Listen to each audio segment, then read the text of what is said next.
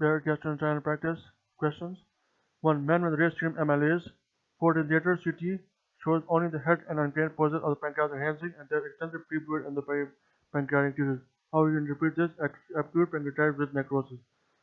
Now, because other option was pancreatic pseudocyst, but it's only 4 days later. So pseudocyst occurred after 10 days. So answer acute pancreatitis with necrosis. There's fluid in the pancreatic tissues, so acute pancreatitis with necrosis. 2.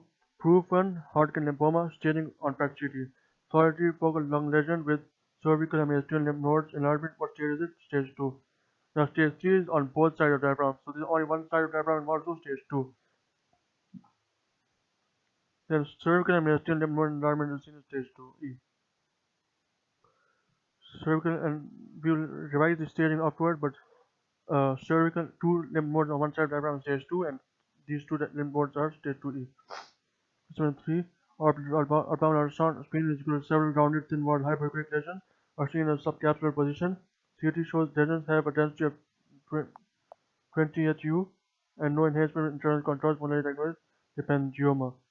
Now their spleen has several rounded thin walled hypoechoic lesions in the hepangioma, and then they have a density of 20 HU and no enhancement in internal contrast, so most likely hepangioma.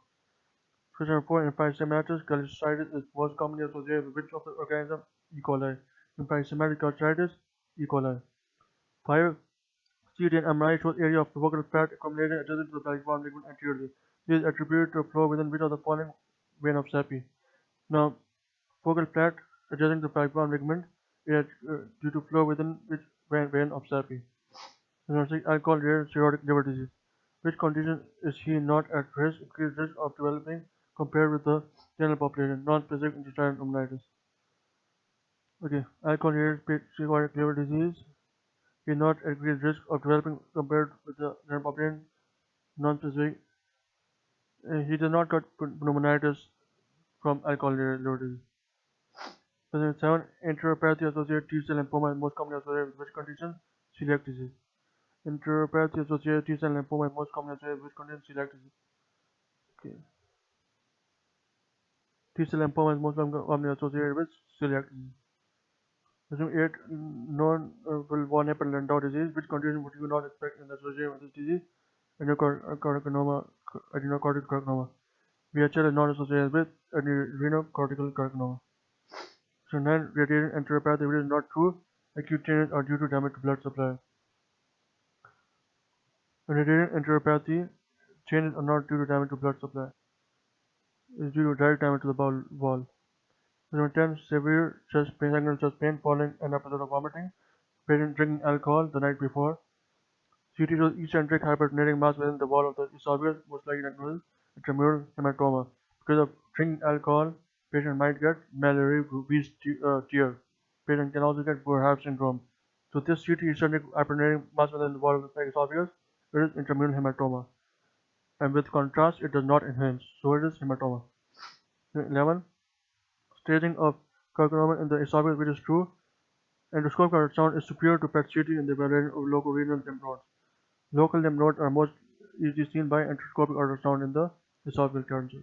12. I have seen butyl bromide, buscopan. Which medical conditions are contraindicated to this? Myasthenia gravis. Buscopan is contraindicated in myasthenia gravis. Question 13. The junction of the squamous and columnar epithelium seen on the brain cellular is given which term? Z-line. In the esophagus, the squamous and columnar junction is called Z-line. Question 14. Contrast in CT before and after chemotherapy on the initial study. The lesion measures 5 cm in diameter and a density of 100 HU. At follow-up, the lesion measures 6 cm and has a density of 80 HU. How to classify the response to chemotherapy? It's partial response. Because in initial study, it is measured 5 cm and density of 100 HU. In follow-up, it measures 6 cm but it has a density of 80 HU. Density decreased. So it's partial response. Question 15. Regarding second generation ultrasound contrast agent, which treatment is true? Metastases are best seen in a delayed phase, 2 to 5 minutes. In ultrasound, metastasis is best seen in delayed phase, 2 to 5 minutes delayed phase. Question 16. CT is equal to nodular peritoneal thickening, a metal cake, and delayed appearance within the placentary, some vocab calculations are evident. Most likely diagnosis is mesothelioma. It is not pseudomaxoma. The option is pseudomaxoma peritonium, but pseudomaxoma peritonium shows scalloped liver margin and calcification with abdominal cavity. There is no scalloped margin. Here there is only peritoneal thickening, amandal thickening, and stellate appearance within the mesothelium. So diagnosis mesothelioma. Where there is no scalloped liver. Question 17. CT liver has a density of 60 HU and spleen has a density of 50 HU. How can you account for these findings? Normal findings. Normally, spleen has a density less than liver. 18. CT of the chest, abdomen, and pelvis. The clinical details thyroiditis, hyper IgG4 disease, or any other organs involved. Which of the following conditions are not associated with systemic sclerosis? Now, systemic sclerosis is not associated with thyroiditis and hyper IgG4 disease. Systemic sclerosis is not associated with this. But just all other options made sense, but this does not make any sense. Number 19. Liver transplantation, follow-up liver ultrasound. The intrahepatic arterial Doppler has a low resistance index 0.48 and a prolonged systolic return time, which diagnosis hepatic artery stenosis. Now look here, liver transplantation, then follow-up ultrasound shows Doppler has low resistance index. Low resistance index and prolonged systolic acceleration time, so this shows hepatic artery stenosis. Post-liver transplantation, most common cause of failure is hepatic artery thrombosis. But this they show resistance index low, so hepatic artery stenosis. 20. Ultrasound of tip stent, follow flow rate of 2.3 millimeters per second. What is the most likely diagnosis? Stent stenosis. Because normal value is 0.5 to 1.9 meters per second, and this is 2.3 meters per second because it is for jets. There's stenosis, so it causes jets. It is faster speed than normal. So diagnosis stent stenosis. 21. Not a recognized cause of gastric fold thickening. Adult hypertrophic pulmonary stenosis does not cause gastric fold thickening. 22. Duodenal biopsy shows foam macrophages stain positive with PAS, but adrenal feature on small bowel edema, thickening of the mucosal folds. Diagnosis is Whipple's disease. So Whipple's disease shows thickening of the mucosal folds. Foamy macrophages stain positive PAS shows Whipple's disease. 23. 2.3 cm adrenal lesion, density of the minus 20 HU before contrast, HU in the portal venous phase, and 20 HU at the 10 minutes, most likely diagnosed adrenal adenoma.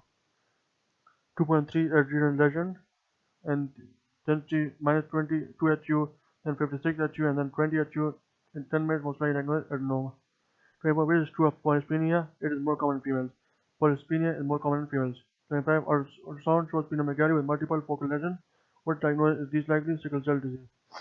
Splenomegaly with multiple focal lesions, least likely because in sickle cell disease, spleen is shrunken and calcified. But here there is a splenomegaly.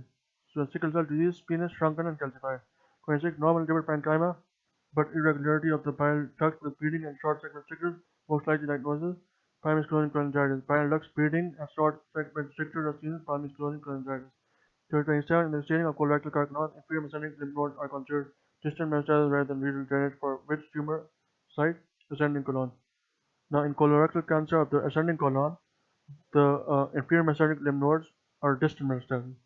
Because ascending colon is not supplied by the inferior mesenteric artery, it's supplied by the superior mesenteric artery. So if their lymph nodes are involved in inferior mesenteric artery, then it is distal metastasis. 28. 5 weeks after acute pancreatitis, CT shows well-circumcised collection adjacent to the pancreas with enhanced rim, most likely diagnosed pancreatic abscess. 5 weeks after pancreatitis, and then collection with the pancreas with rim, so pancreatic abscess. 29. Ultrasound shows 3 comet tail artifact arising from the anterior wall, which is slightly thickened, most likely diagnosed adenomyomatosis. Ultrasound shows 3 comet tail artifacts arising from the anterior wall, so ring down artifact or comet tail artifact seen in the gallbladder, anterior wall of the gallbladder, so it is slightly thickened, most likely causes adenomyomatosis. 30. Scan with T-Tactinium 99 HMPAO. Which time point should imaging ultrasound be performed? 1 and 3 hours. Because technetium 99 HMPAO break down after 4 hours, so it must be done before 4 hours. So which time points imaging? 1 and 3 hours. Before hours is must. All other options said after 5 hours, which is wrong. 31. HEDA at 35 minutes. There is little uptake within liver. Protein excretion noted. Most likely causes poor liver function. In a HIDA scan at 35 minutes, there is little uptake within the liver, but a green oxygen is noted, so most likely causes poor liver function. 32. Where do gastrointestinal stromal tumor most commonly arise? In stomach. GIST tumor arises in stomach. 33. Patient with Hodgkin lymphoma. PET CT shows 10 into 5 cm nodal mass, which is PET positive. Following chemotherapy, mass measured 6 into 3 cm, but there is no uptake of FDG. How do you report this complete response? Because it has decreased in size. 34. Which of the following tumors of the vermiform appendix is the most common? Carcinoma. Appendix vermiform has most likely carcinoma. 35. Swelling of the jaw, osteoma, OGD, esophageal shows gastric hematomas, and in colonoscopy shows multiple polyps through the colon, most likely diagnosed Gardner syndrome. Osteomas plus polyps is equal to Gardner syndrome. 36. Which is true about insulinomas? They are associated with MEN1 syndrome. True about insulinomas associated with MEN1 syndrome. 37. Expected dose of plain abdominal radiograph is 0.7 MSV. Plain abdominal radiograph expected dose is 0.7 MSV. 38. Endoscopic ultrasound with echogenic and echo-poor foci throughout the pancreas, irregular control of the pancreatic duct, and thickening of the duct wall with some slight duct dilatation. Most likely diagnosed is chronic pancreatitis because there's poor foci through the pancreas. Then the irregular control of the pancreatic duct and thickening of duct wall with some duct dilatation, so it is chronic pancreatitis. 39. Hepatocellular adenomas are not associated with the following: cholangiocarcinoma. Hepatocellular adenomas are not associated with cholangiocarcinoma because this is adenoma and this is carcinoma, so adenoma is not associated with carcinoma. 40 is associated with an increased risk of developing pancreatic adenocarcinoma, hairy pancreatitis. Hairy pancreatitis has increased risk of developing pancreatic adenocarcinoma. 41. Which statement regarding the internal anal sphincter is true? Is termination of the circular smooth muscle of the gastrointestinal tract. Internal anal sphincter is the termination of the circular smooth muscle of the gastrointestinal tract. 42. 65-year-old man has a myocardial infarction. Film shows the standard proximal colon into the physical flexure and normal colon distally, most likely diagnosed acute colonic pseudo obstruction. It is also called Ogilvy syndrome. It is very common in old age men. Old age men with myocardial infarction, so they commonly have Ogilvy syndrome. What does it show? It shows distended proximal colon to the splenic flexure. Distended proximal colon to the splenic flexure in an old age man who had previous MI is called Ogilvy syndrome, and it is also called acute colonic pseudo obstruction. 42.3. A HIV positive man with diarrhea, CD4 count is 350, is more likely Mycobacterium tuberculosis. In less than 400 CD4 count, we see Mycobacterium tuberculosis. A HIV positive man with less than 400 CD4 count, it is a Mycobacterium tuberculosis. 44. How many types of fecal volvulus are described? 3. 45. Defecating proctography, 8 cm anterior bulge of the anterior margin of the rectum with incomplete evacuation, where is diagnosed rectocele. Now, at 8 cm anterior bulge of the anterior margin of the rectum with incomplete evacuation, so it's just a bulge in the rectum, and what is diagnosed rectocele. 46. Biopsy-proven cholangiocarcinoma. Tumor is confined to the common bile duct. How would you classify this? Bismuth 1. The cholangiocarcinoma and is confined to the common CBD is classified as bismuth 1. 47. Carcinoid syndrome. Most likely site of the primary lesion is small bowel. Carcinoid syndrome's likely site of primary lesion is small bowel. 48. Which are not associated with cystic fibrosis, nodular regenerative hyperplasia. Cystic fibrosis does not show nodular regenerative hyperplasia. 49. Known Crohn's disease, small bowel edema. Which features would you not expect to see? Increased number of folds in the ileum.